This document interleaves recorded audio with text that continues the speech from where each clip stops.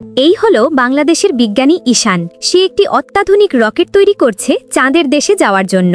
ভারতের বিজ্ঞানী সুনীত রায় তার রকেট দেখে জোরে জোরে হাসতে থাকে আর বলে, এটা কি বানিয়েছো? এটা দিয়ে কখনোই চাঁদে যেতে পারবে না। তখন বাংলাদেশি বিজ্ঞানী মন খারাপ করে বাড়িতে গিয়ে AI এর সাহায্য নিয়ে আরও অত্যাধুনিক প্রযুক্তির রকেট তৈরি করে। আর ভারতের বিজ্ঞানীও AI এর সাহায্য নিয়ে অত্যাধুনিক প্রযুক্তির রকেট তৈরি করে।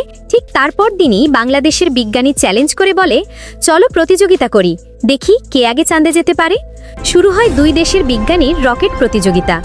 বাংলাদেশ ও ভারতের দুইটি রকেট একসাথে অভিযান পরিচালনা শুরু করে সমান গতিতে পৌঁছাচ্ছে এবং রকেট দুটি ভালোভাবে অভিযান পরিচালনা করছে।